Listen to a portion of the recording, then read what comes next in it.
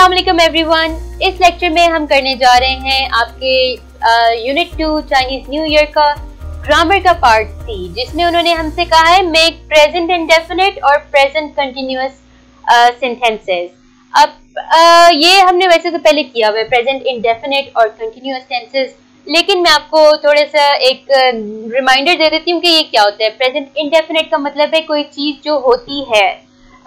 इसका मतलब है कि आपकी सिंपल प्रेजेंट टेंस वर्ब इसमें आती है, और प्रेजेंट कंटिन्यूअस टेंस में क्या होता है कि इज या एम या आर आ जाएगा, और जो आपकी प्रेजेंट टेंस वर्ब है, वर्ब के आगे हम आईएनजी ऐड कर देंगे। जैसे कि प्रेजेंट इंडेफिनिट टेंस में क्या होगा, शी गोज टू वर्क, वो काम पर जाती है।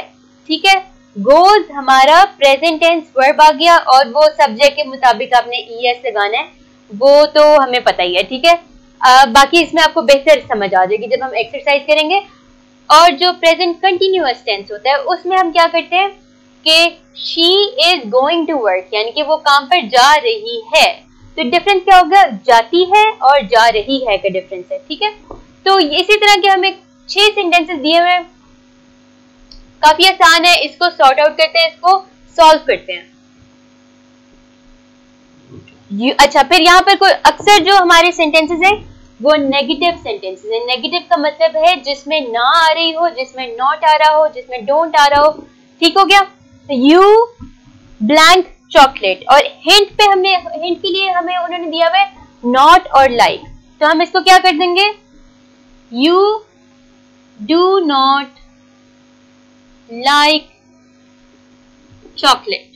अब ये हमारा है प्रेजेंट इंडेफिनिट टेंस, और हमें ये हमने यहाँ पर डू नॉट क्यों लिखा है, क्योंकि ये नेगेटिव सेंटेंस में चला गया है, और यहाँ पर उन्होंने हमें बताया नॉट आएगा इसमें। आपने इसमें नॉट जो वर्ड है वो फिट करना है, तो हमने जब उसको फिट करना है तो वो डू नॉट हो जाएगा, you do not like chocolate. अगला हमारे पास है she blank at the moment not study. अच्छा, अब जो हिंट यहाँ पर हमारे पास सबसे बड़ा है वो है at the moment. At the moment का मतलब है अभी, इस वक्त, और हमें पता है कि जो प्रेजेंट कंटिन्यूअस टेंस है इसका मतलब है कोई काम जो अभी हो रहा है। तो हम इसको क्या कर देंगे, she is not studying at the moment. तो यहाँ पर हमने क्या किया कि प्रेजेंट कंटिन्यूअस को जब आपने नेगेटिव करना होता है तो उसमें हम सिर्फ नॉट ऐड कर देते हैं। ठीक है, she is not studying at the moment, इस वक्त वो नहीं पढ़ रही है। आगे क्या है, दे ब्लैंक राइस एवरी डे, और हमें जो हिंट दिया हुआ है वो है नॉट और ईट, तो इसको हम क्या कर देंगे, they do not eat rice every day. तो ये हमारा हो गया प्रेजेंट इंडेफिनिट टेंस, जो कि नेगेटिव सेंटेंस में आ गया है। तो हमने क्या कर दिया, उसमें डू नॉट कर दिया। अगर यहाँ पर दे की जगह ही होता तो हम डज नॉट कर देते। तो जो हमने एस या ईएस का एडिशन करना होता है वर्ब के एंड पे, वो हम डू के साथ कर देते हैं, और जो जब हमारे डू के बाद ईएस आ जाएगा, यहाँ पर नहीं है लेकिन फॉर इंफॉर्मेशन, अगर डू के बाद ईएस आ जाएगा तो हम वर्ब एज इट इज लगाएंगे, वर्ब के एंड पे एस या ईएस नहीं लगाएंगे। तो जो अगला हमारे पास सेंटेंस है उसमें वो कह रहे हैं वी ब्लैंक नाउ, और हिंट हमारे पास दी गई है नॉट और वर्क की। तो क्योंकि उन्होंने यहाँ पर नाउ लिखा है, नाउ का मतलब है अभी, और यही हमारा सबसे बड़ा हिंट है कि प्रेजेंट कंटिन्यूअस टेंस की बात की जा रही है। तो हम क्या करेंगे, we are not working now.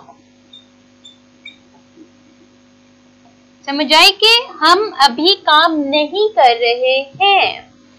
अच्छा, it blank a lot here, और ऑप्शन जो हमें उन्होंने हेल्प करने के लिए दिया है वो है रेन, तो हम इसको सिंपली कर देंगे it rains a lot here, कि यहाँ बहुत बारिश होती है।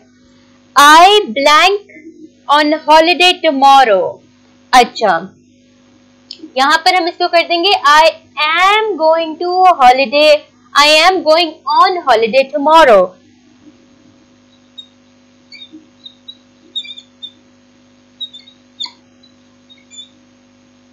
I am going on holiday tomorrow. अच्छा, अब मैं आपको ये थोड़ा सा मैं आपको एक्सप्लेन कर देती हूँ। जो लास्ट सेंटेंस है वो नहीं फिट बैठता, ना ये प्रेजेंट कंटिन्यूअस टेंस में फिट बैठता, ना ही ये फ्यूचर कंटिन्यूअस टेंस या फ्यूचर इंडेफिनिट टेंस में बैठता है।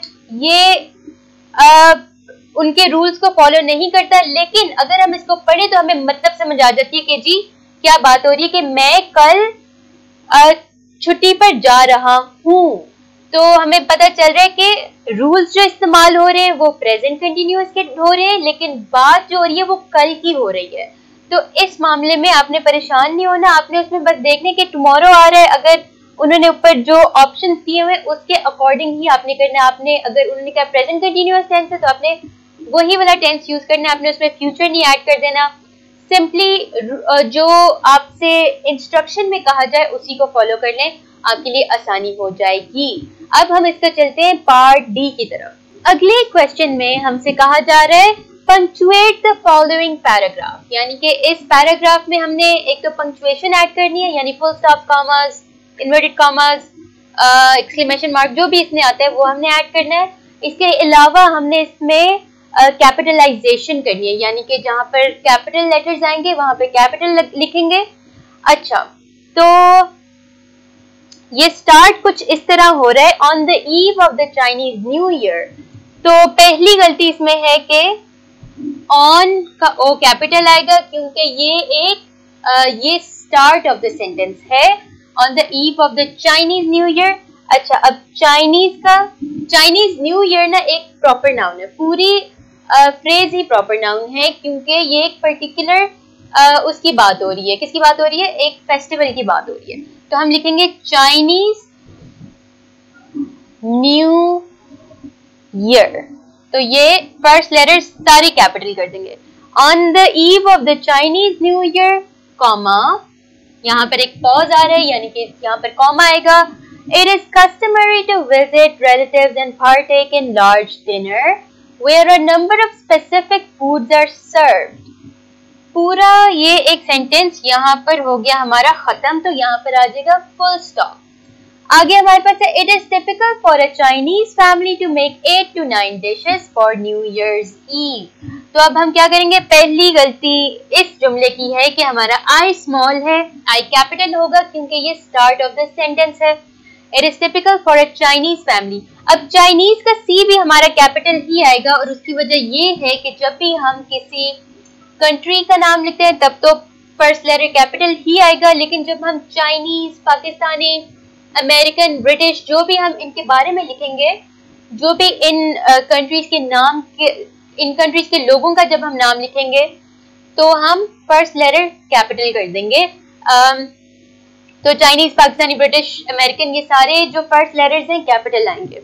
ठीक है। Chinese family to make 8 to 9 dishes for the New Year's Eve. अब यहाँ पर पहले हम ये करेंगे कि न्यू ईयर्स ईव का एन कैपिटल कर देंगे, वाई कैपिटल कर देंगे, और हाँ, ईयर के बाद हम अपॉस्ट्रोफी एस लगाएंगे और ईव का ई भी कैपिटल कर देंगे। ठीक है। ये एक अलग ही फेस्टिवल होता है, New Year's Eve dinner, because in Chinese, comma, because in Chinese the word 8 means prosperity and the word 9 means long lasting, and here we go, full stop, और हमारा ये काम खत्म हो गया। ठीक है। तो इसमें कुछ गलतियां थी, वो हमने ठीक की। कोई क्वेश्चन हो मुझसे जरूर पूछे। मैं आपसे मिलूंगी नेक्स्ट लेक्चर में, तब तक के लिए अल्लाह हाफिज।